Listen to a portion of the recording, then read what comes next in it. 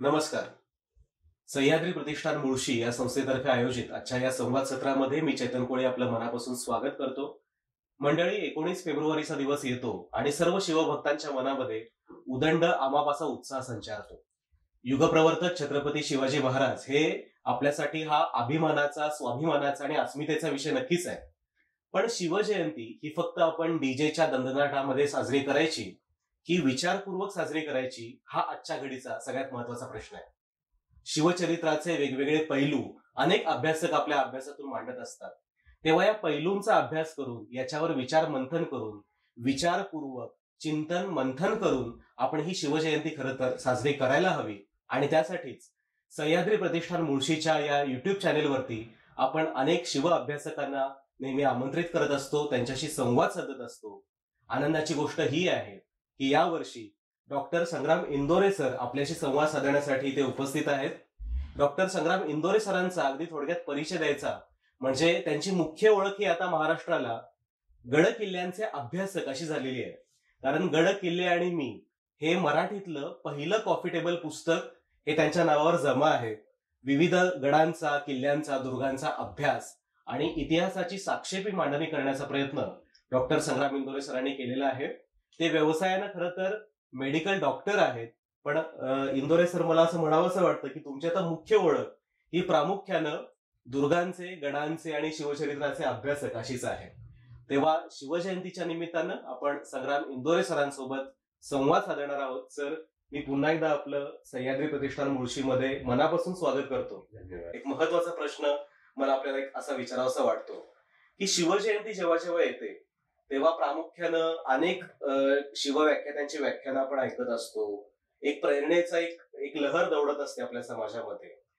पण शिवरायांचा जर आपण सगळ्या बाजूनी अभ्यास करायचा म्हटलं तर त्याची सुरुवात ही फक्त काही युद्ध, लढाया याच्यापासूनच होत नाही. तर कुठलाही महापुरुष घडत असतो तेव्हा त्याची पाळंमुळं ही त्याच्या बालपणामध्ये रुजलेली असतात. तर थोडं आपण शिवरायांच्या बालपणापासून सुरुवात करूया का? म्हणजे शिवरायांचा शिवनेरीवरचा जन्म, म्हणजे तोही माझ्या मनातला एक प्रश्न आहे की शिवनेरीवरती जन्म झाला म्हणून शिवाजी हे नाव शिवरायांना देण्यात आलं. हे कितपत खरं आहे? त्यांचा जन्म झाला आणि त्यानंतर त्यांचं बालपण, याविषयी आपण थोडक्यात बोलूया. नक्कीच चेतन. 17व्या शतकाच्या पूर्वार्धात, म्हणजे महाराष्ट्रातले जयसिंगराव पवार सरांनी लिहिलंय की 17व्या शतकाच्या पूर्वार्धात महाराष्ट्रातले जे विचारी पुरुष खूप महत्वाचा रोल आहे. आता शहाजीराजे हे नुसते जहागीरदार नाहीयेत, तर शहाजीराजांच्या दरबारात एक जयराम पिंडे नावाचा कवी होता. त्याने शिवाजी महाराजांकडे पण तो आला होता. त्याने पर्नाल पर्वत ग्रहणाख्य नावाचं एक काव्य लिहिलंय आणि राधा माधवीला शंभू शहाजीराजांवर त्यांनी लिहिले. तर शहाजीराजांचं वर्णन करताना तो जयराम पिंडे असं म्हणतोय की, म्हणजे वर्णन करताना खूप सुंदर वर्णन केले. म्हणजे शहाजीराजांचं त्या काळातलं महत्व तुम्हाला त्या वर्णनातून लक्षात येईल. जयराम पिंडे असं म्हणतोय की, जयदेव विरंचिको पूछत रही, कहो सृष्टी रची रखे कोण कहा, ससिओ रवि पूरब पश्चिम लो, तुम सोय रहो सिर सिंधु महा, उत्तर दक्षिण रक्षण को, इथं शहाजू है उत शहाजा. आता मी याचा अर्थ सांगतो तुला की भगवंताने ही सृष्टी निर्माण केली तेव्हा भगवान विष्णू ब्रह्मदेवाला असं विचारलं की तू या सृष्टीची उत्पत्ती केली, पण या सृष्टीच्या पालन पोषणाची जबाबदारी तू कशी पार पाडणार? तर ब्रह्मदेवाने खूप सुंदर उत्तर दिलंय विष्णूंना की पूर्व आणि पश्चिमेला चंद्र सूर्य आहेत, उत्तरेला शहाजहान आहे आणि दक्षिणेला शहाजीराजे आहेत. तुम्ही काही काळजी करू नका, तुम्ही निवांत क्षीरसागरात शयन करा, असं वर्णन. म्हणजे शहाजीराजे यांचं महत्व आपल्याला या काव्यातून लक्षात येतं. आणि अजून एक शहाजीराजांचं महत्व तुम्हाला सांगतो की संभाजीराजे म्हणजे त्यांचे नातू संभाजीराजेंनी जेव्हा छत्रपती झाले तेव्हा त्यांनी एक दानपत्र लिहिले बाकरे शास्त्री पंडित एक ब्राह्मणाला. तर त्या दानपत्रात शहाजीराजांचा उल्लेख करताना संभाजीराजे असं म्हणतात की हिंदू धर्म जीर्णोद्धारण द्रुतमत, म्हणजे हिंदू धर्माचं जीर्णोद्धार करणारे शहाजीराजे होते. याच्यातून आपल्याला कळलं की दक्षिणेचा जीर्णोद्धार करणारे, म्हणजे दक्षिणेत जे काही केलं कार्य म्हणजे शहाजीराजांमुळं ते सगळं, म्हणजे तिथले जे छोटे छोटे विजयनगरचं साम्राज्य खालसा झाल्यानंतर जे छोटे छोटे राजे होते ते शहाजीराजांमुळे तिथं तग धरून राहिले. जेवढं शहाजीराजांचं मत होतं. आता या अजून एक आईचं जिजाऊ, म्हणजे जिजाऊंचा रोल तर 100% योगदान आहे. अगदी खरं. शिवाजी महाराजांनी त्यांच्यावर जी कठीण परिस्थिती जेव्हा जेव्हा उद्भवली त्यावेळी जिजाऊंचंच मार्गदर्शन शिवाजी महाराजांना मिळालं. परमानंदाने एका वाक्यात खूप सुंदर वर्णन केले जिजाऊंचं. परमानंद असं म्हणतो की या पृथ्वी तलावरील सगळ्यात जागृत जर स्त्री कोण असेल तर ती जिजाऊ. वा. जागृत स्त्री. आणि शिक्षणाचं म्हणावं तर शहाजीराजांनी लहानपणापासूनच शिवाजी महाराजांच्या शिक्षणाची चोख व्यवस्था केली. म्हणजे शिवाजी महाराजांना लहानपणापासून रामायण, महाभारत, स्मृती, पुराण या सगळ्यांचं, उपनिषद या सगळ्यांचं अध्ययन केलं. नंतर शस्त्र, भालय, धनुष्यबाण, तलवार, पट्टा हे चालवायला सगळं शहाजीराजांनी शिकवलं. आणि अजून एक महत्वाचं सांगतो की शहाजीराजांनी 2 शिक्षणाचा उल्लेख केलाय. दुर्गानाम दुर्गमी करणेषु, म्हणजे दुर्गांना अतिदुर्गम करण्याचं तंत्रज्ञान आणि दुर्गम स्थानातून निसटून जाण्याचं तंत्र हे शहाजीराजांनी शिकवल्याचं शिवभारतात लिहून. शिवभारतामध्ये असं म्हणजे शहाजीराजे आणि आई जिजाऊंनी पूर्ण त्यांची व्यवस्था केली होती. म्हणजे थोडक्यात शहाजीराजे स्वराज्य संकल्पक होते आणि स्वराज्याची पार्श्वभूमी त्यांनी शिवाजी महाराजांसाठी निश्चितच तयार करून ठेवली. अगदी खरंय. खरं तर स्वराज्य स्थापनेचा प्रयत्न शहाजीराजांनी केला होता, त्याच्याबद्दल तुम्ही काय सांगाल आणि ते स्वप्न खऱ्या अर्थानं शिवरायांनी कसं पुढे पूर्ण केलं? शहाजीराजांनी निजामशहाचा मुर्तुजा नामक एक दत्तक वाहीब होता, त्याला मांडीवर बसून राज्य, म्हणजे वजीर होते ते, आणि दत्तक पुत्र जो मुर्तजा आहे त्याला मांडीवर बसून राज्य केलं. पण दुर्दैवाने पुढे मुघल आणि आदिलशहाच्या एकत्रित फौजेविरुद्ध 1636 साली त्यांचा पराभव झाला आणि त्यांनी नंतर आदिलशहाची चाकरी पत्करली. परंतु पराभव झाल्यानंतर त्यांनी खूप हे केलं, चातुर्याने पुणे जहागिरीचा प्रांत आपल्याकडे ठेवला आणि तो पुढे शिवाजी महाराजांकडे सोपवला. हा पुणे जहागिरीचा प्रांत सगळ्या सह्याद्रीच्या डोंगरदऱ्यांनी वेढलेला आहे. इथं तोरणा, राजगड सारखे, सिंहगड, पुरंदर सारखे किल्ले आहेत महत्वाचे. त्याचा शिवाजी महाराजांना स्वराज्य निर्मितीसाठी उपयोग झाला. आता मी सांगतो की स्वराज्याची पहिली जी लढाई झाली ती किल्ले पुरंदरच्या परिघात झाली. त्यावेळी शिरवळला मिया रहीम नावाचा एक ठाणेदार होता आदिलशाही. जेव्हा शिवाजी महाराजांनी तोरणा किल्ला जिंकला, नंतर पुरंदर घेतला, सिंहगड घेतला, हे सगळं त्या मिया रहीमनी आदिलशहाच्या दरबारात कळवलं आणि त्यावेळी आदिलशहाने फत्ते खान नावाच्या सरदाराला शिवाजी महाराजांविरुद्ध पाठवलं. आता आपण म्हणतो की शिवाजी महाराज गनिमी तंत्राचे नक्कीच जनक होते आणि पण पहिली लढाई आहे ना ही पुरंदरच्या किल्ल्यावर पण झाली, पण उघड्या मैदानात झाली. आणि ती म्हणजे जेजुरीच्या समोर खळद बेलसर गावी, तिथं पहिली लढाई झाली. ते यशवंत कवी यांनी खूप सुंदर काव्य आहे, त्यांनी असं लिहिलंय की अमीन ठाणेदार, म्हणजे जो मिया रहीम आहे, अमीन ठाणेदार शिरवळी सुभानमंगलच्या कोटात, निपुटुनी त्याला निमेषात, फत्तेखानात दिला तडाखा पुरंदरच्या परिघात. म्हणजे या पुरंदरवर बरोबर युक्तीने शिवाजी महाराजांनी फत्तेखानाला खेचून आणलं आणि फत्तेखानाचा उघड्या मैदानात खळद बेलसर या ठिकाणी मराठ्यांनी पराभव केला. आणि त्या युद्धात म्हणजे शिवाजी महाराजांसाठी प्राण अर्पण करायचे सगळे मावळे, म्हणजे मावळ्यांना माहिती होतं की स्वराज्यासाठी किती महत्वाचं आहे आपलं. त्या युद्धात आपल्या मराठ्यांचं जे निशाण आहे, भगवं निशाण, ते शत्रूच्या तुकडीच्या जाणार होते, त्या तुकडीच्या हातात जाणार होतं. पण त्यावेळी कान्होजी जेदेंचे सुपुत्र बाजी जेदे तुटून पडले त्या शत्रूच्या तुकडीवर आणि शत्रूच्या तावडीतून त्यांनी आपले निशाण परत आणले. शिवाजी महाराज खुश झाले आणि त्यांनी बाजी जेदेंना सर्जेराव नावाचा किताब दिला आणि त्याच युद्धात दुर्दैवाने बाजी पासलकर हे धारदिर्ती पडले. अशी ही पहिली युद्ध आपल्या पुरंदरच्या परिघात झाली. अगदी खरं. पहिल्या या लढाईनंतर महाराजांच्या आयुष्यामध्ये, म्हणजे त्यांचं संपूर्ण जर आपण जीवन चरित्र पाहिलं तर ते अनेक अशा आचाट अफाट अशा युद्ध मोहिमा, पराक्रम यांनीच भरलेला. तर अशा कुठल्या महत्वाच्या लढाया तुम्हाला स्वतःला एक अभ्यासाकडून महत्वाच्या वाटतात? सगळ्यात सुरुवातीची म्हणजे फत्तेखानानंतरचं महत्वाचं असेल तर जावळीच्या मोऱ्यांवर मिळवलेला विजय. म्हणजे जावळी हा खूप महत्वाचा प्रांत आहे. जावळीचा प्रांत हा सह्याद्रीच्या डोंगर रांगांनी वेढलेला आहे आणि जावळीचं खूप महत्वाचं वर्णन शिवभारतात करून ठेवले कवी परमानंद आहे. म्हणजे शिवभारतात कवी परमानंद असं म्हणतो की जावळी वशा यस्य वैराटम तस्य सर्वथा तथा सह्याद्री अखिल सांतरीपच्च सागरा. म्हणजे जावळी प्रांत ज्याच्या ताब्यात, त्याच्या ताब्यात वाई, त्याच्या ताब्यात संपूर्ण सह्याद्री आणि त्याच्या ताब्यात समुद्र. म्हणजे एवढं महत्वाचं जावळी प्रांत होता की जावळी जर हातात आली की वाई तुम्ही जिंकणार, तुम्ही समुद्र पण जिंकणार आणि सह्याद्री सुद्धा जिंकणार.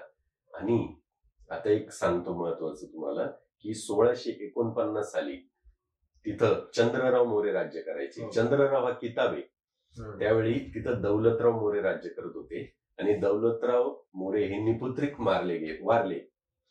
तर त्यांच्या वारल्यानंतर त्यांची जी पत्नी आहे तिने यशवंतराव नावाचा दत्तक पुत्र तिथं वारस म्हणून नेमला. परंतु त्यांचे जे आप्तांनी विरोध केला, त्यावेळी शिवाजी महाराजांनी यशवंतराव मोरेला मदत केली आणि त्याला चंद्रराव म्हणजे जावळीचा किताब, मोरे चंद्रराव किताब दिला आणि त्याला जावळीच्या गादीवर बसवलं 1649 साली. पण पुढच्या 4-5 वर्षात हा चंद्रराव मोरे केलेला उपकार विसरला. तो शिवाजी महाराजांना जुमेनासा झाला. तेव्हा महाराजांनी राजगडावर बसून त्याला एक पत्र धाडलं. खूप सुंदर पत्र आहे ते. शिवाजी राजे त्या जावळीच्या मोरेला असं लिहितात की तुम्ही मुस्तफद राजे म्हणवता, राजे आम्हा श्री शंभूने राज्य दिले. तुम्ही राजे न म्हणावे, आमचे नोकर होऊन आपला मुलूक खाऊन हमरा चाकरी करावी, नाहीतर बदफैल करून फंद कराल तर जावळी मारून तुम्हास कैद करून ठेवू. बापरे. हा चंद्रराव सुद्धा उर्मट आहे. त्याने पण लगेच महाराजांना उत्तर दिलं. तो म्हणतो की तुम्ही काल राजे झाले, तुम्हाला राज्य कोणी दिले? आपल्या घरी मुस्तफद राजे म्हटल्यावर कोण मानतो? येता जावळी जाता गोवळी, पुढे एक मनुष्य जिवंत माघारी जाणार नाही. आम्ही कोकणचे राजे, पातशाने आम्हाला मोर्चेल किताब, सिंहासन, राजे किताब हे मेहरबान होऊन दिले. आम्ही दाईमदारी दरपिढी राज्य जावळीचे करतो. तुमच्यामध्ये जर पुरुषार्थ असेल तर उदय याल ते आजच यावे, आणि तुम्ही आमच्याशी खटपट कराल तर स्पष्ट समजून करणे. तुम्ही उपाय करायला जाल तर अपाय होईल, यश न घेता अपयशास प्राप्त व्हाल. इशारा त्यांनी दिला. आणि एक महत्वाचं याच्यात तुम्हाला सांगायचंय की शिवाजी महाराज काय म्हणतात की आम्हा श्री शंभूने राज्य दिले, आणि जावळीचा मोरे काय म्हणतोय की आम्हाच पातशाने राजे किताब दिलाय. म्हणजे हा फरक आहे दोघांच्या मनोवृत्तीत. अगदी अगदी. आणि मग शिवाजी महाराजांना हे जावळीच्या मोऱ्याचं उर्मट उत्तर ऐकलं शिवाजी महाराजांनी. त्यांना खूप राग आला. त्यांनी लगेच पत्र दुसरं लिहिलं. ते जावळीच्या मोऱ्याला असं म्हणतात की जावळी खाली करून, राजे न म्हणून, मोर्चे दूर करून, हात रुमाल बांधून भेटियास यावे, नाहीतर मारले जाल, असं मोरेंना लिहिलं शिवाजी महाराजांनी. मोरेंनी पण परत पत्र लिहिलं. जावळीचा मोरे असं म्हणतोय की तुम्हाला जर जावळीला यायचं तर या, दारुगोळा मोजूद आहे. बापरे. म्हणजे दारुगोळा तयार आहे. शिवाजी महाराजांनी लगेच निर्णय घेतला की आता या चंद्रराव मोरेला मारल्याशिवाय राज्य साधत नाही. आणि मग शिवाजी महाराजांनी जावळीवर हल्ला केला. चंद्रराव मोरे पुढे रायरीला पळून गेला. त्याला पकडला. तो शरण आला नंतर. आणि नंतर शरण येऊनही शिवाजी महाराजांनी त्याला मारलं नव्हतं. पण शरण येऊनही नंतर त्याचा पत्रव्यवहार आदिलशाची मुधोळचा जो बाजी घोरपडे त्याच्याशी चालू होता. शिवाजी महाराजांनी जेव्हा ते कळलं की याचा पत्रव्यवहार चालू आहे, तेव्हा शिवाजी महाराजांनी जावळीच्या मोरे म्हणजे चंद्रराव मोरेला मारलं, त्याच्या मुलाला मारलं. आणि त्यावेळी शिवाजी महाराजांच्या ताब्यात जावळीचा प्रांत आला. आणि त्यावेळी खऱ्या अर्थाने म्हणजे ज्या स्वराज्याच्या सीमा आहेत त्या सागराला भिडल्या गेल्या. जंजिराच्या सिद्धीशी चकमकी मग शिवाजी महाराजांच्या सुरू झाल्या. जावळी आणि नंतर शिवाजी महाराजांनी जावळीच्या त्या खोऱ्यात प्रतापगड नावाचा किल्ला बांधला.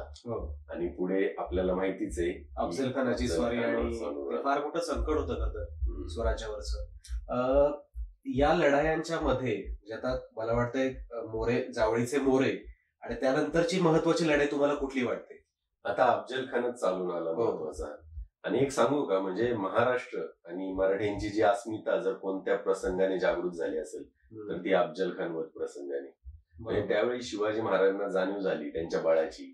म्हणजे त्यांचा जो आत्मविश्वास आहे तो 100 पटीने दुणवला अफजल खानाचा वध केल्यानंतर. आणि संपूर्ण भारताने शिवाजी महाराजांची दखल घेतली अफजल खानाला मारल्यानंतर. हा अफजल खान सामान्य नाहीये. हा अफजल खान आदिलशाच्या दरबारातला सगळ्यात उच्च सेनानी, सगळ्यात ताकदवान सेनानी. तो स्वतःवर खूप अहंकार आहे त्याला अफजल खानाला. तो ज्या ज्या शहरातून जायचा, गावातून जायचा, त्याला तो त्याची नाव ठेवायचा. त्यांनी स्वतःला पदव्या लावलेल्या आहेत. तो स्वतःला दीनदार कुप्र शिकन, दीनदार बुद्ध शिकन म्हणतो. म्हणजे अधर्माची आणि मूर्तीची सेवा करणाऱ्यांना मारणारा. त्यांनी स्वतःला असंही म्हटलंय की कातिले मुतमरिदान काफरान शिकंदे बुनियाद बुतान. म्हणजे काफरांची हत्या करणारा आणि मूर्तींच्या पाया तोडणारा असं अफजल खानाने स्वतःच वर्णन केले.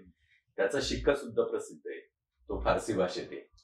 तो शिक्कांवर मी तुम्हाला सांगतो. त्याच्यात असं लिहिलंय की गर अर्ज कुनद सिपहार अला फजला व फुजल अफजल अजहर मुलकी बजाय तस्बिह आवाज आहे अफजल अफजल आवाज आहे अफजल अफजल. त्याचा अर्थ मी तुम्हाला सांगतो की जर उच्च आकाशाने विचारलं की या जगात सगळ्यात उत्कृष्ट कोण आहे, तर देवदूत ईश्वराच्या स्तुतीऐवजी म्हणतील की अफजल खान सगळ्यात उत्कृष्ट आहे, अफजल खान सगळ्यात उत्कृष्ट. त्याला स्वतःला अहंकार होता, त्याला वाटतं की आपल्या एवढा बलाढ्य कोणच नाही. शिवाजी महाराजांनी बरोबर प्रतापगडाला त्याला बोलून आणलं, त्याचा माज उतरवला आणि 10 नोव्हेंबर 1659 साली शिवाजी महाराजांनी प्रतापगडाच्या पायथ्याशी त्याचं वध केलं. अगदी खरं आहे. आता एखादा राजा आहे अफजल खानासारखा जो सगळ्यात बलाढ्य सेनानी त्याला मारलंय, तर एखादा दुसरा राजा असता त्याने जल्लोष साजरा केला असता, साखर वाटली असती, भांडी तोफांचे मोठे आवाज केले असते आणि लगेच जिजाऊंना सांगायला शिवाजी महाराज गेले असते बरोबर की आईसाहेब आम्ही या जो आपल्या म्हणजे माझ्या भावाला ज्यांनी मारलं, माझ्या वडिलांना ज्यांनी कपटनीतीने कैद केलं त्याला मी मारले, आनंद सांगायला गेलं. पण महाराजांनी नाही, महाराजांना माहिती होतं की आता आदिलशहाचं फौज गाफील असणार आहे. म्हणजे त्यांना वाटणार असणार आहे की अफजल खान मरणं शक्य नाही. मग त्या गाफीलपणाचा फायदा शिवाजी महाराजांनी उठवला. 10 नोव्हेंबर 1659 शिवाजी महाराजांनी अफजल खानाला मारलं आणि केवळ 18 दिवसाच्या आत पन्हाळ्यासारखा मजबूत किल्ला शिवाजी महाराजांनी म्हणजे आदिलशहाचा तो दुसऱ्या राजधानीचं ठिकाण आहे ते जिंकून घेतलं. म्हणजे विजापूरच्या आदिलशहाला ध्यानात येण्याच्या आधीच लगेच मोहिमेला सुरुवात केली. मला वाटतं एक स्थितप्रज्ञता फार मोठा गुण महाराजांचा दिसतो इथे. म्हणजे आपल्याकडे अलीकडे काही झालं की आपण सेलिब्रेशनच्या मोहात अडकतो, पण महाराज अशा कुठल्याही सेलिब्रेशन कुठल्याही उत्सवामध्ये न अडकता कर्तव्याला त्यांनी फार मोठं प्राधान्य दिलेलं दिसतंय. बरोबर. आता मग अफजल खानाला मारलं शिवाजी महाराजांनी. नंतर दिल्लीच्या औरंगजेबाला सुद्धा कळलं की शिवाजी महाराजांचं बळ वाढतंय. मग त्याने पाठवलं कोणाला, शाहिस्ते खान, त्यांचा मामाच. सभासदांनी वर्णन केले शाहिस्ता खान म्हणजे बादशाहची प्रतिमाच, म्हणजे दुसरा बादशाहच. आणि शाहिस्ते खानाचं मोठं लांबलचक नाव आहे अमीरुल उमराव नवाबे बहादूर खाने खानान मिर्झा अबू तालिब शाहिस्ता खान. अच्छा, इतकं लांबलचक नाव आहे. आणि शास्ता खान पुण्यात आला. आता पुण्यात आला, त्यांनी चाकणचा किल्ला जिंकला. तो काय सहजासहजी जिंकून दिला नाही. जवळपास 2 महिने युद्ध चाललं होतं. फिरंगोजी नरसाळ्यांनी पराक्रमाची शर्त केली आणि चाकणचा किल्ला भुईकोट फक्त शाहिस्ते खानाने जिंकला. नंतर तो 3 वर्ष पुण्यात आराम करत होता. आणि त्यावेळी त्याचा जो भाचा आहे नामदार खान, तर तो एकदा शाहिस्ते खानाला म्हणतो की आपण 3 वर्ष इथं बसू नये, तर मला तुम्ही जबाबदारी द्या, मी शिवाजी महाराजांना पकडतो.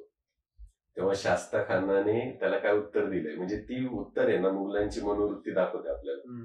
शास्ता खान त्या नामदार खानाला म्हणतोय की तू तुझ्या जवानीच्या जोशमध्ये बोलतोय. जर आपण शिवाजी महाराजांना पकडलं तर बादशाहला दक्षिणेत कोण शत्रू राहणार नाही आणि तो आपली रवानगी नंतर काबूल कंदारला करेल. अरे तिकडे जाण्यापेक्षा पुण्याची हवा काय वाईट आहे, इथलं हवा पाणी उत्तम आहे. म्हणजे पुणे तिथे काय उन्हे ते शाहिस्ते खान त्याजवळच म्हणतो, खुश होता तो पुण्याच्या. आणि हे जेव्हा शिवाजी महाराजांना कळालं तेव्हा शिवाजी महाराजांनी ठरवलं की आता याला आपण अद्दल घडवायची, याला इथून आपण पळून लावायचं. आता अजून एक सांगतो, शिवाजी महाराजांनी जे जे लढाया केल्या, म्हणजे जे पहिलं तंत्र आहे ना लढाईतलं ते परत वापरलं नाही शिवाजी महाराजांनी. बरोबर, वेगवेगळे तंत्र वापरले प्रत्येक वेळेस. आज्ञापत्रात रामचंद्र पंत त्यांनी खूप सुंदर वर्णन केले त्याचं. म्हणजे संपूर्ण शिवचरित्रचं सार त्या गोष्टीत आहे. मी ते तुम्हाला सांगतो आता. बरं, शिवाजी महाराजांनी काय केलं, कसं स्वराज्य उभं केलं ते सांगताना रामचंद्र पंत असं म्हणतात की कोणावरी छापे घातले, कोणास परस्परे कल लावून दिले, कोणास मित्रभेद केले, कोणाच्या डेरास सिरून मारामारी केली, कोणास एकांगी करून पराभवले, कोणास स्नेह केले, कोणाच्या दर्शनास आपणहून गेले, कोणास आपल्या दर्शनास आणले, कोणास परस्परे दगे करवले, आणि जे कोणी इतर प्रयत्न ना कलेत त्यांच्या देशात जबरदस्तीने स्थल बांधून आखलेले, जे जलदुर्गाश्रयित आहेत तिथे नवीन जलदुर्गच बांधून त्यांना पराभवले. ऐसे ज्या ज्या उपाये जो जो शत्रू आखलावा त्या त्या उपाये शत्रू पादाक्रांत करून चाल्हे रविवंतापासून चंदेरी कावे तीरापर्यंत निष्कंटक राज्य शतावधी कोट किल्ले तैसेच विषम स्थळे हस्तगत केली. देश पुरसवाके सुंदरे देश दुर्गादी सैन्याचे बंदच नव्हे करून एकरूप अव्याहतपणे शासन चालवले. केवळ नूतन सृष्टीच निर्माण केली. अफजल खान वध प्रसंगात शिवाजी महाराजांनी अफजल खानाला आपल्याकडे बोलून घेतलं. आता शिवाजी महाराजांना माहिती होतं की शाहिस्ता खान आपल्याकडे येणार नाही, आता आपल्याला शाहिस्ता खानाकडे जायचंय. मग शिवाजी महाराजांनी शाहिस्ता खानावर छापा घातला पुण्यात लाल महालावर, आणि शाहिस्ता खानाची त्या छाप्यात 3 बोटं छाटली गेली. त्याचा उजवा हात थोटा झाला असं सभासदांनी लिहून ठेवले. आणि जेव्हा शिवाजी महाराजांनी शाहिस्ता खानाला अद्दल घडवली तेव्हा तात्काळ त्यांनी रावजी सोमनाथाला एक पत्र लिहिले. त्यात शिवाजी महाराज असं म्हणतात की ईश्वरानेच मला सांगितलं होतं की स्वतः जाऊन शाहिस्ते खानावर छापा घालायला, आणि मी छापा घातला. त्यात शाहिस्ते खानाची 3 बोटं छाटली, त्याचा उजवा हात थोटा झाला. जो स्वराज्याला 3 वर्ष फासा पडला होता तो एका झटक्यात सुटला त्याची फजिती करून. आणि पुढं त्यांची शिवाजी महाराजांची एक विनोदी बुद्धी आहे, ती मी तुम्हाला सांगतो. शिवाजी महाराज म्हणतात की शास्ता खाना शास्त केले. शास्त म्हणजे शिक्षा. शास्ता खाना शास्त केले. पातशाने नाव ठेवले होते, शास्ताखाने नाव पातशाने ठेवले होते. पातशाने नाव ठेवले होते पण ते काही यथार्थ ठेवले नव्हते. मी त्याला शास्त करून ते नाव यथार्थ केले. महाराजांची विनोद बुद्धी याच्यातून दिसून येते की शास्ता खानाची फजिती केली महाराजांनी. अफजल खान वधाचं सभासद बकरीत खूप सुंदर वर्णन आहे. सभासद असं म्हणतोय की मागे कौरवांचा क्षय पांडवी केला, तेव्हा ऐसा विराविरा झगडा झाला. अफजल खान सामान्य नव्हे, केवळ दुर्योधन जातीचा. अंगाने बाळानेही तैसाच, दुष्ट बुद्धीने तैसाच.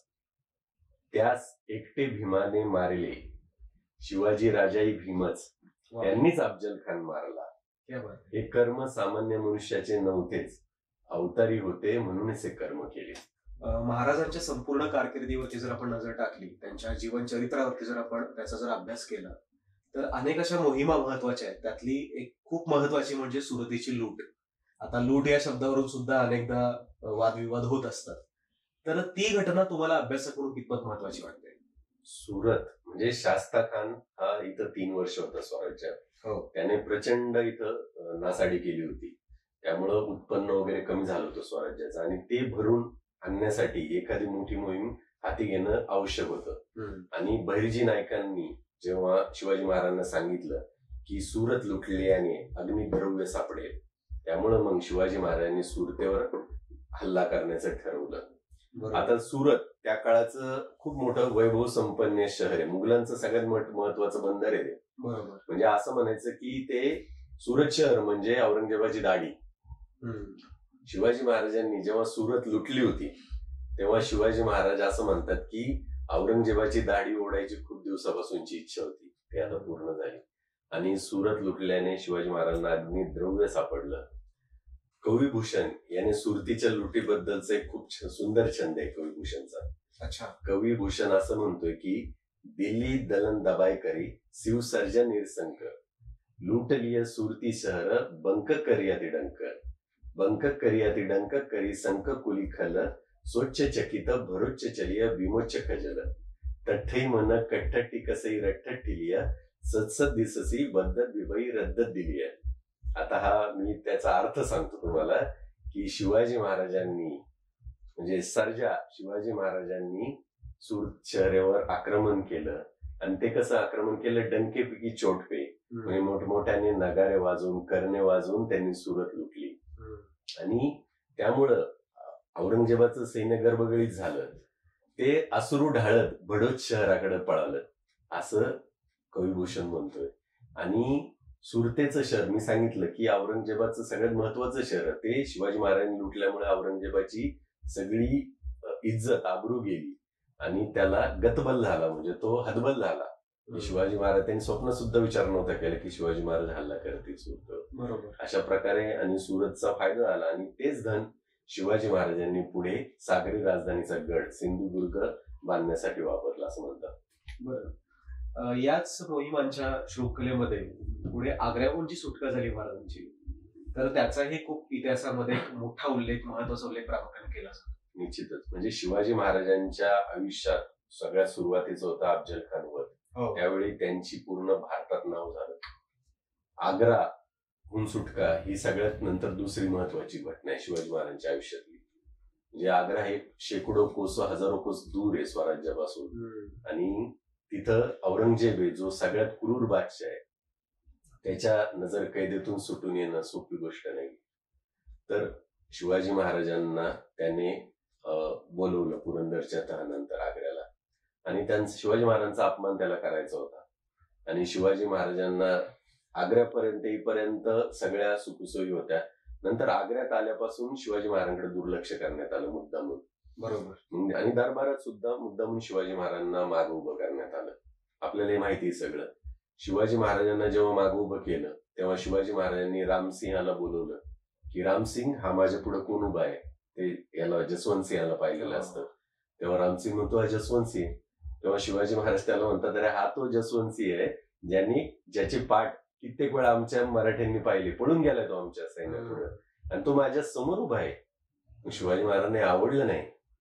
शिवाजी महाराज त्या रामसिंहला म्हणतात, रामसिंह म्हणजे मिर्झा राजे सिंगाचा मुलगा, की रामसिंहांना शिवाजी महाराज म्हणतात की रामसिंह तुम देखा तुम्हारा बाप देखा तुम्हारा बादशाह देखा, मैं तुम्हारी मनसब छोड्या चाहे मेरा सर काट के लेके जाओ तो भी चलेगा, मैं बादशाह की हुजरी नहीं करता. म्हणजे विचार करा, 22 सुभ्यांचा औरंगजेबाचं साम्राज्य, आशिया खंडातला सगळ्यात बलाढ्य बादशाह, त्याचा वाढदिवस, त्याची आग्र्याची राजधानी, त्याच्या दरबारात शेकडो म्हणजे 6-7 हजार मनसबदार राजे उभे आहेत. तिथं एक मनुष्य येतो काय आणि तो म्हणतो की मी हा अपमान सहन करणार नाही. आणि त्यावेळी औरंगजेबाच्या दरबारात नजरभर कदम, म्हणजे तुम्ही नजर तुमच्या पायाकडे पाहिजे आणि औरंगजेबाला तुम्ही पाठ दाखवायची नाही. दरबारातून बाहेर जाताना तुम्ही उलट माघारी फिरायचं. तर एक माणूस येतो काय, दक्षिणेतला सिंह येतो काय, गर्जना काय हे करतोय की मी हा अपमान सहन करणार नाही, आणि औरंगजेबाला पाठ दाखवून निघून जातोय. म्हणजे हे दृश्य इतकं रोमांचकारी आहे की ते मराठ्यांच्या इतिहासात नाही तर आपल्या पूर्ण भारताच्या इतिहासात सुवर्णाक्षराने लिहून ठेवावं असेल. आणि म्हणजे याला स्वाभिमान म्हणतात. अगदी खरं. म्हणजे स्वाभिमान कसं दाखवायचा ते शिवाजी महाराजांकडून इथं आपण शिकलं पाहिजे. अगदीच अगदीच. आणि नंतर सुदैवाने शिवाजी महाराज आग्र्याच्या कैदेतून सुटून स्वराज्यात परतले. आग्र्याच्या कैदेतून जेव्हा शिवाजी महाराज सुटकले ना तेव्हा औरंगजेबाची सगळी चितू झाली. सगळेजण म्हणजे शिवाजी महाराजांनी अफजल खानाचा वध केला होता, शाहिस्तेखानाची बोटे छाटली होती. आता औरंगजेबासारखा क्रूर कर्मा, आता औरंगजेबाचं क्रूर कर्मा काय मी ते तुम्हाला सांगतो. एक शिवभूषणातले छंद सांगतो कविभूषणचे. कविभूषण एकदा आग्र्याच्या कैदेतून जेव्हा शिवाजी महाराज परत आले त्याच्यानंतर औरंगजेबाने त्याचा दरबार भरवला होता. त्या दरबारात औरंगजेब असं म्हणतो की तुम्ही माझे सगळे दोष सांगता, गुण सांगता, पण माझ्यात दोष आहेत ते मला कोणी सांगेल का? आता हा औरंगजेब कपटी, त्याने स्वतःच्या भावाला मारलंय, वडिलांना कैद केले, तर त्याचे दोष सांगायला कोण तयार होणार? त्यावेळी सगळे कवी शांत बसले. कोणाचीच हिंमत होईना की या औरंगजेबाचे दोष कसे सांगायचे. त्यावेळी एक कवी हात वर करतो, म्हणतो की मी बादशाह, मी तयार आहे तुमचे दोष सांगायला, परंतु तुम्ही मला अभयपत्र द्या तर मी सांगतो. आणि तो खूप सुंदर म्हणतो की तो म्हणतो की स्तुती ही ईश्वराला सुद्धा प्रिय आहे, तर ती मनुष्याला का प्रिय नसावी, परंतु देवही त्याच्या काही चमत्कारिक गोष्टी त्याच्या ललाटात झाकून ठेवतो. त्यामुळे आम्ही सुद्धा जेव्हा मोठ्यांचं गुणगान गातो तेव्हा त्यांचे जे व्यंग आहे, त्यांचे दोष आहे ना, ते आम्ही झाकून ठेवतो. गुण सांगणारे भरपूर मिळतील, पण दोष ऐकून घेणारा मर्द आजकाल सापडत नाही. जर तुम्ही मर्द असाल तर मी सांगायला तयार आहे, असं कविभूषण म्हणतो. बरं. मग औरंगजेब म्हणतो ठीक आहे मी तयार आहे. मग कविभूषण अभयपत्र घेतो आणि सांगतो, दोष सांगायला सुरुवात करतो. तो पहिला छंद म्हणतोय. आता तो मी छंद सांगतो तुम्हाला. औरंगजेबाला तो असं म्हणतो की किबले की ठोर बाप बादशाह शहाजहा ताको कैद कियो, मानो मक्के आग लाई है, बड़ो भाई दारा बाको पकड़ी के कैद कियो, मेहरो ही नहीं माको जायो सब भाई है, बंधु तो मुराद बख्श बादी चुक करीबो कबीच दे, पुरान खुदा की कसम खाई है, भूषण सुकभी कहे सुनो न औरंगजेब, ये त काम कीने फिरी पात साई पाई है, ये त काम कीने फिरी पात साई है. मी आता त्याचा अर्थ सांगतो. किबली की ठोर बाप म्हणजे तुझे वडील हे काबाच्या दगडाप्रमाणे श्रेष्ठ आहे, तरीही तू त्यांना कैद करून ठेवलेस. तुझं हे कृत्य मक्केला आग लावण्याप्रमाणे. बापरे. तुझा मोठा भाऊ दारा, त्यालाही तू कैद केलं आणि ठार मारलं. तेव्हा तूही विसरला की तू तुझ्या सख्या आईच्या पोटी जन्माला आलाय. तुझा दुसरा भाऊ मुराद बक्ष, त्यालाही तू फसवलं आणि त्याला तू कैद करून ठेवलंस.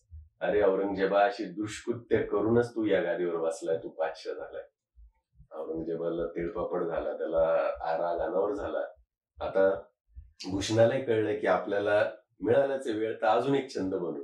भूषण दुसरा छंद लगेच म्हणतो की हात तसबी हली आहे, हात तसबी हली आहे, प्रात उठे बंदगी को, आप ही कपट रूप कपट सुजपके, आगरे में जाए दारा चौक में चिनाय लिनो, छत्र ही चिनायो मानो मरे बुढ़े बाप के, किनो हे सगोत घात, सोमे नहीं कऊ फेर पिलबी, चार चुगुल के गप के, भूषण भनत छठ छंदी मती मंद, महासो सो चुहाई खायके, बिलारी बैठी तपके.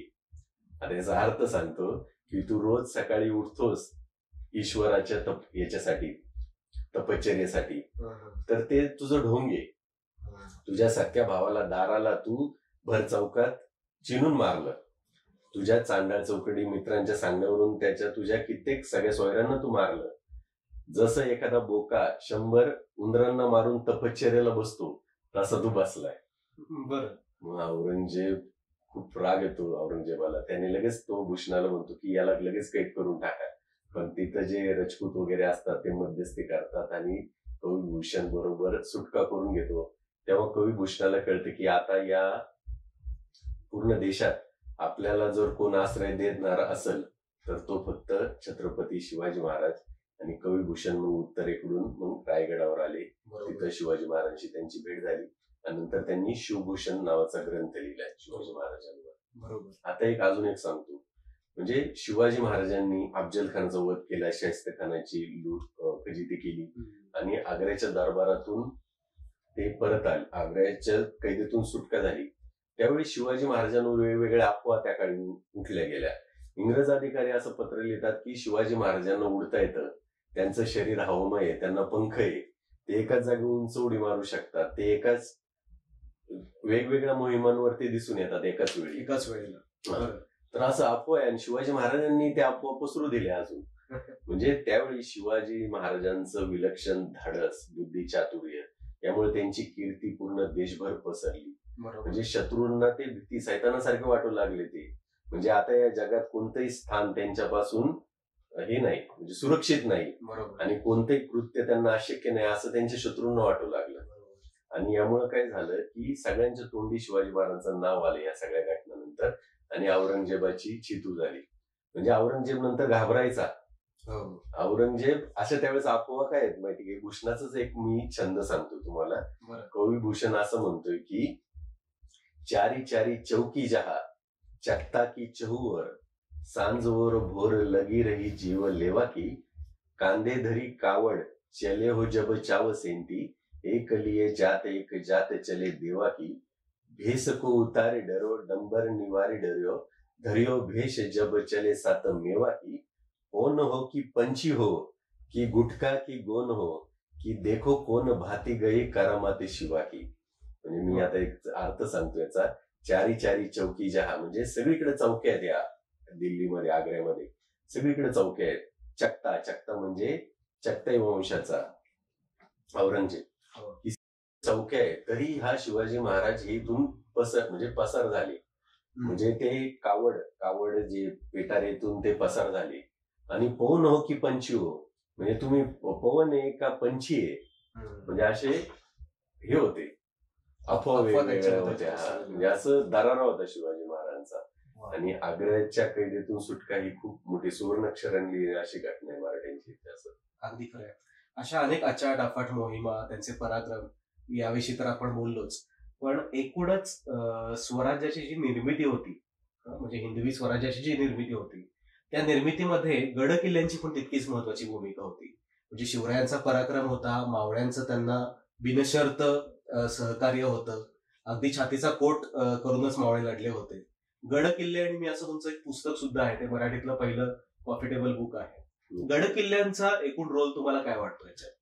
तर जगाच्या इतिहासात जेवढे महानायक होऊन गेले त्यांनी ते ज्या भागातून आले त्याचा अभ्यास केला.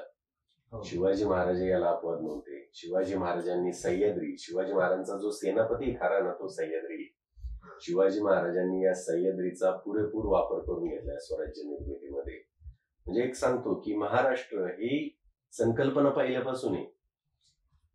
ग्रँड अप नावाचे इंग्रज अधिकारी आहे, बरोबर, तो असं म्हणतो की म्हणजे महाराष्ट्राचं वर्णन करताना तो वाक्य त्याचं की in a military point of view there is probably no stronger country in the world than Maharashtra. म्हणजे महाराष्ट्र एवढा मजबूत भूभाग जगात कुठेही नाही मिलिटरीच्या दृष्टीने, संरक्षण केलं.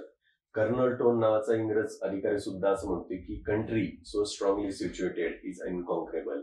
म्हणजे हा प्रदेश इतक्या कठीण जागी आहे की तो जिंकण्यास अवघड आहे, म्हणजे नाही जिंकू शकत भौगोलिक दृष्ट्या. आणि शिवाजी महाराजांनी सह्याद्रीची नस कळली होती आणि या सह्याद्रीच्या जोरावर इथं शिवाजी महाराजांनी गडकोटांची साखळी तयार केली. साल्हेर पासून जिंजीर पर्यंत. एक बकरीत असं सांगितलं की हजरतीच 360 किल्ले आहेत. तर या सगळ्या किल्ल्यांची साखळी शिवाजी महाराजांनी केली.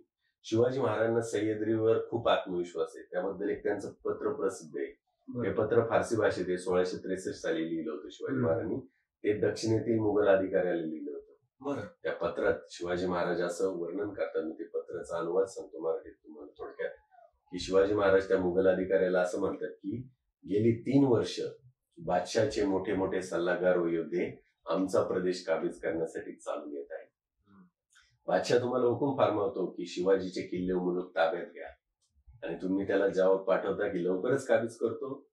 शिवाजी महाराज त्याला पुढचं वाक्य खूप महत्वाचं, ते म्हणतात की अरे आमच्या दुर्गम प्रदेशात नुसता कल्पनेचा घोडा सुद्धा नाचवणं कठीण आहे, मग तो प्रदेश काबीज करण्याची गोष्ट कशाला. अशा भलत्याच गोष्टी बादशाह लिहून पाठवण्यास तुम्हाला लाज कशी वाटत नाही.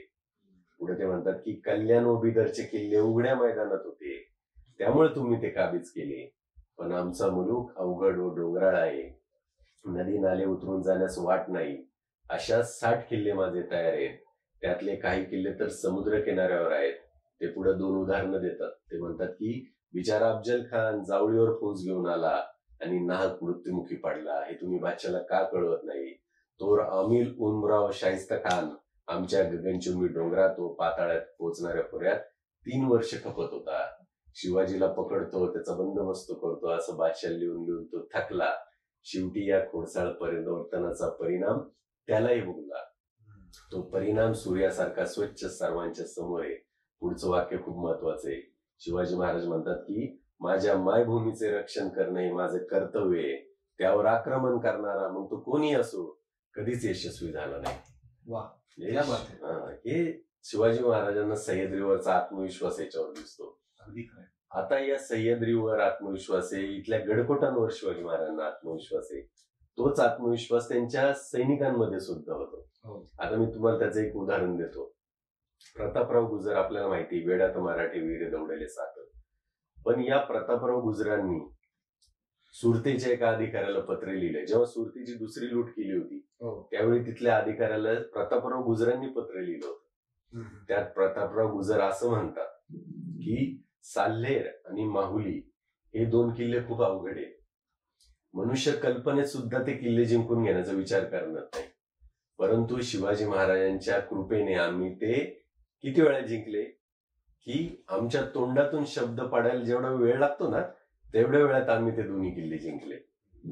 तर सह्याद्रीतल्या वीरांपुढे, म्हणजे सह्याद्रीतल्या डोंगर रांगात फिरणाऱ्या आमच्यासारख्या वीरांपुढे या सुरतेची तटाची काय व्यथा सांगता तुम्ही. म्हणजे तट आमच्यासाठी किरकोळ आहेत. बरोबर. आम्ही तुमच्यावर दयाबुद्धी दाखवली म्हणून आम्ही सैनिक आत सोडले नाही. जर तुम्ही खबरदारी घ्याल तर तुमचं रक्षण होईल, नाहीतर तुम्हाला पश्चाताप करण्याची वेळ येईल. माझे सैनिक परत एकदा तुमची सुरत विचारा करतील, असं प्रतापराव गुजरांनी सुरतेच्या अधिकाऱ्याला लिहिले. बरं. म्हणजे हे सगळं आत्मविश्वास महाराजांप्रमाणे त्यांच्या सैन्यात सुद्धा होता गडकोटांबद्दल. बरोबर. गडकोटांची आणखी काय महत्वाची भूमिका होती असं तुम्हाला वाटतं? म्हणजे आता गडकोट हा खरं तर खूप मोठा विषय आहे. म्हणजे कोकणातले गडकोट असतील, आपले पश्चिम महाराष्ट्रातले असतील. आता शिवाजी महाराजांनी राजधानीचा गड रायगड निर्माण केला. हो. आता रायगडाला पाश्चात्य लोकांनी सुद्धा भेटी दिल्यात. हेनरी ऑक्झेंडन आला होता राज्याभिषेकाला. त्याच्या आधी टॉमस निकल्स नावाचा इंग्रज अधिकारी आला होता. हा टॉमस निकल्स रायगड किल्ल्याचं वर्णन करताना असं म्हणतो की हा किल्ला इतका दुर्गम आहे की इथं भरपूर धान्य पुरवठा असल्यास हा सगळ्या जगाविरुद्ध लढा देऊ शकेल. जगाविरुद्ध असं टॉमस निकल्स म्हणतोय.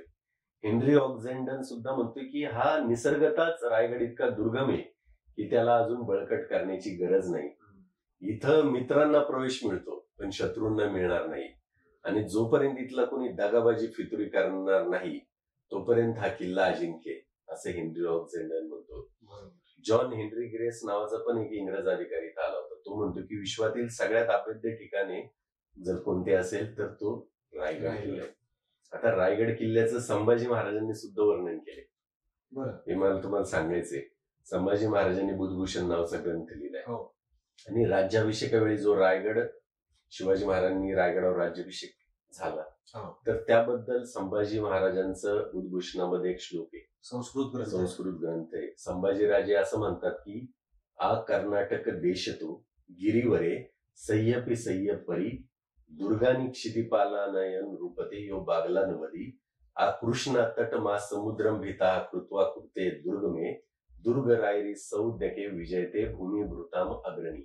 आता याचा अर्थ सांगतो. आ कर्नाटक देश तो गिरीवरे सय्यपे सय्य परी म्हणजे इथला जो सगळ्यात अवघड आहे कठीण आहे सह्याद्री पर्वत तर तिथून कर्नाटक पर्यंत, नंतर बागलांपासून तर कृष्णा नदी जिथं समुद्राला मिळते तिथपर्यंतचा सगळ्या मुलूक शिवाजी महाराजांनी जिंकून घेतला.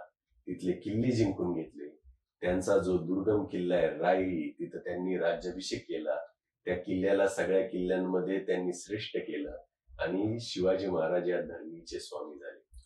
असं संभाजी महाराजांनी बुधभूषणामध्ये लिहिले.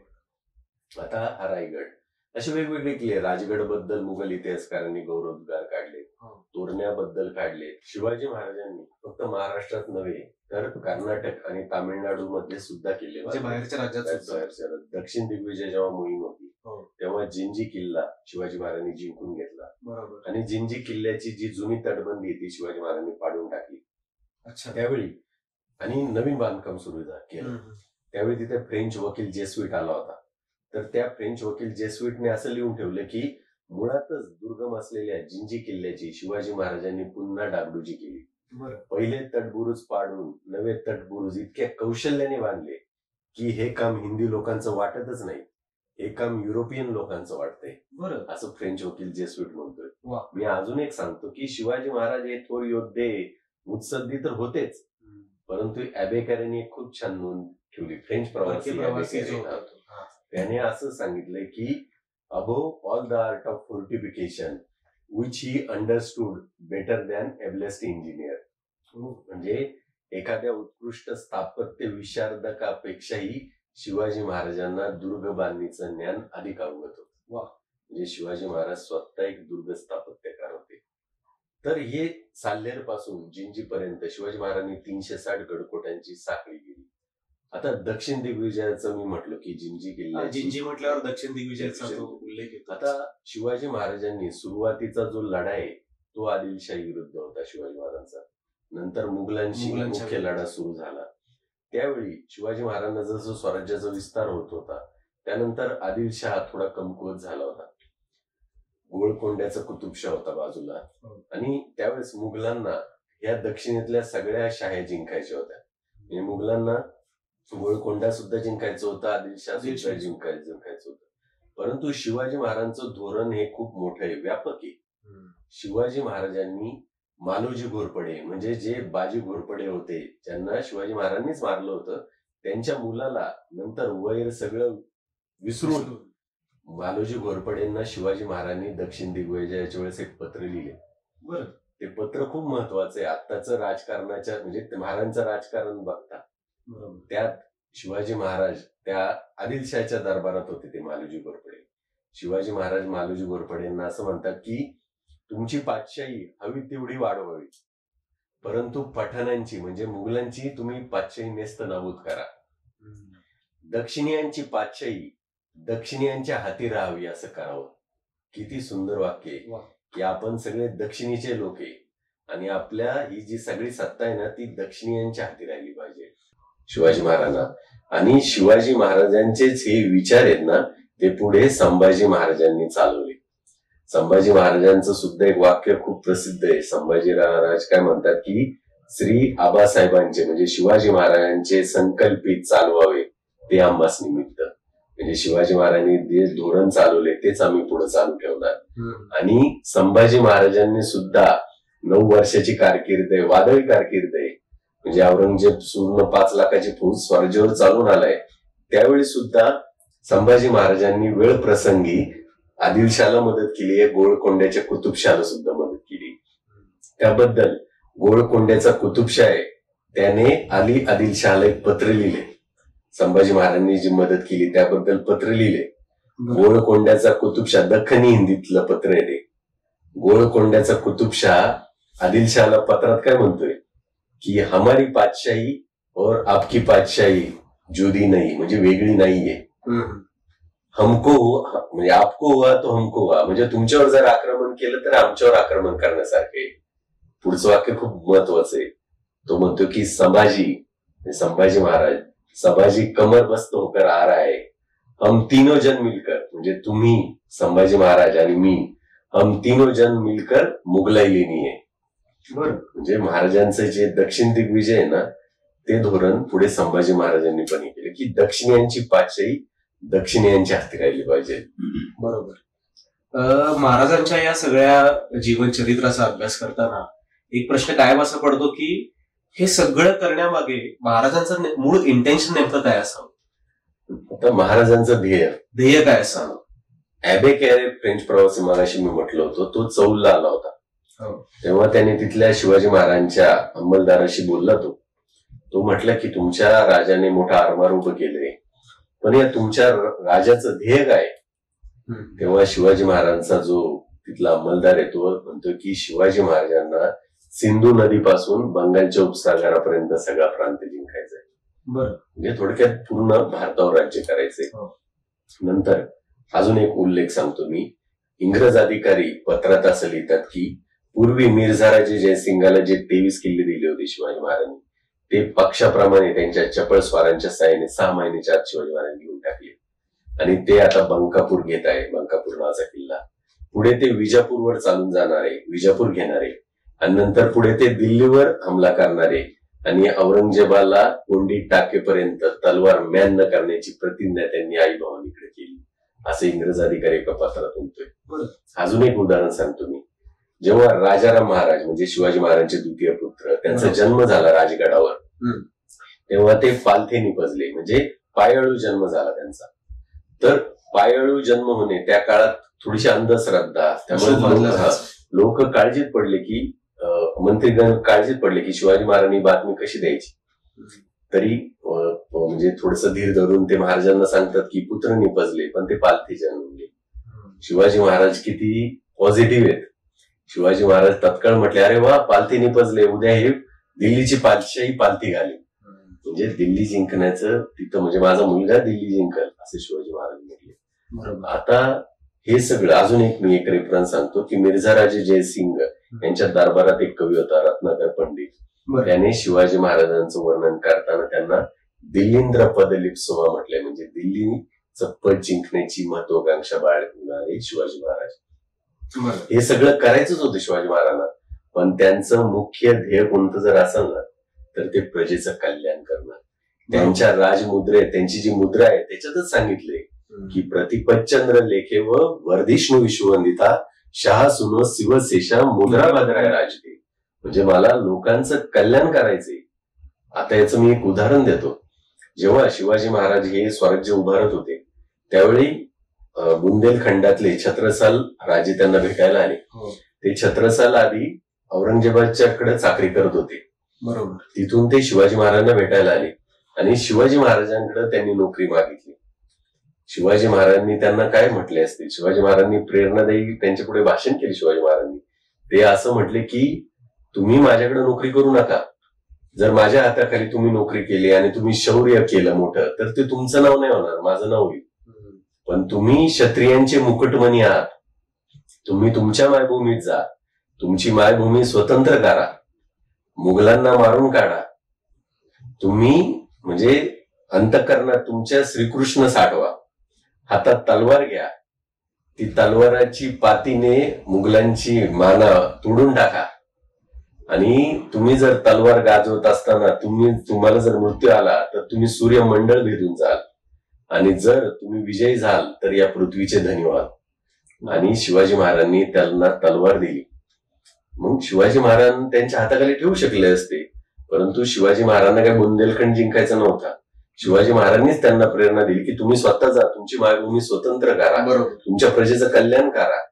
आणि पुढे शिवाजी महाराजांकडून हे स्फूर्तीदायक ऐकल्यानंतर छत्रसाल बुंदेलखंडात गेले. त्यांनी बुंदेलखंड मुघलांपासून स्वतंत्र केला. छत्रसाल राजांच्या समाधीवर वाक्य कोरले की शिवाजी के पीछे हुआ बुंदेला बलवान, प्राणनाथ का शिष्य छत्रसाल गुणवान. म्हणजे शिवाजी महाराजांकडून प्रेरणा घेऊन त्यांचा शिष्य या छत्रसालने बुंदेलखंडात क्रांती घडवून आणली. महाराजांना काय स्वतंत्र म्हणजे लोकांचं कल्याण करायचं होते मुख्य. आणि हे जे गडकोटांची साखळी महाराजांनी निर्माण केली, गडकोटांवर महाराज प्रचंड खर्च करायचे. म्हणजे त्यावेळी त्यांच्या मंत्र्यांना प्रश्न पडायचा की शिवाजी महाराज एवढ्या गडकोटांवर खर्च करतात का करतात. मग त्यावेळी त्यांचे जे मोरोपंत पिंगळे ते शिवाजी महाराजांना विचारतात की किल्ल्याच्या इमारतीस पायका फार लागतो, तो तुम्ही का खर्च करताय एवढा. शिवाजी महाराज त्यांना खूप सुंदर वर्णन करतात की दिल्लीश्वरासारखा शत्रू आज उरावर आहे, तो आला जरी चालून तरी हजरतीच 360 किल्ले आहेत. यातला एक एक किल्ला एक एक वर्ष जरी लढला तर औरंगजेबाची उमर गुजरून जाईल. आणि पुढे घडले तेच. शिवाजी महाराजांच्या मृत्यूनंतर औरंगजेब स्वराज्यावर चालून आला. एक एक किल्ला घेण्याच्या नादी तो पडला. रामशेर सारखा किल्ला, छोटा किल्ला आहे, टेकडीवाजा किल्ला आहे, तो 5-6 वर्ष लढला. जिंजीचा वेढा 8-9 वर्ष चालला. अजिंक्य तारा, साताऱ्याचा वेढा, सज्जनगडचा वेढा, साताऱ्याचा वेढा, सिंहगडचा वेढा, विशाळगडचा वेढा वर्ष चालले. शेवटी औरंगजेबाला कळलं होतं की या निर्णायक युद्धात आपला पराभव होणार आहे, तरी तो लढत राहिला. एक एक किल्ला घेण्याच्या नादात तो पडला, फसला आणि या महाराष्ट्राच्या भूमीतच संपला. म्हणजे शिवाजी महाराजांसारख्या द्रष्ट्या दुर्गपतीने जे गडकोटांची साखळी उभारली, त्यामुळे निर्णायक युद्धात औरंगजेबाचा पराभव झाला. शिवाजी महाराजांनी स्थापलेला, संभाजी महाराजांनी, राजाराम महाराजांनी, ताराओरांनी रक्षिले महाराष्ट्र धर्म तो नष्ट करू शकला नाही. आणि या महाराष्ट्राच्या भूमीतच तो काढला गेला. आणि त्याच्याबरोबर त्याचं मुघल साम्राज्य या महाराष्ट्राच्या भूमीत काढलं गेलं आणि मराठ्यांचा मोठा विजय प्राप्त झाला. अगदी खरं. खर तर या अनुषंगानं आपण जितकी चर्चा करू तितकी ती कमीच आहे. कारण शिवचरित्रावरती अक्षरशः काही खंड जरी लिहिले तरी ते कमीच पडणार आहेत. कवी थकले त्यांची महाराजांच्या पराक्रमाची स्तुती करून. इतिहास अभ्यासक सुद्धा वेगवेगळ्या अंगाने अजूनही त्याचा अभ्यास करतायत. तुमच्यासारखे अभ्यासकही दुर्गांच्या, गड किल्ल्यांच्या अनुषंगानं एक वेगळी मांडणी करण्याचा प्रयत्न करतायत. मला असं वाटतं की महाराजांची ही दूरदृष्टी जी होती, लोककल्याणकारी राज्याची स्थापना करण्याची त्यांची जी भूमिका होती, ती नव्यानं आपण सगळ्यांनी आजच्या काळामध्ये समजून घेणं आणि तो विचार आपल्या रोजच्या जगण्यामध्ये आपण कसा अवलंबू शकतो त्याचा विचार करणं ही खऱ्या अर्थानं महाराजांना मानवंदना असेल. डॉक्टर इंदोरे सर, आपण स्वतः इथं आलात आणि या विषयावर आपण चर्चा केली, त्याबद्दल सह्याद्री प्रतिष्ठान मुळशीच्या वतीनं मी आपल्या मनापासून आभार मानतो. धन्यवाद. धन्यवाद.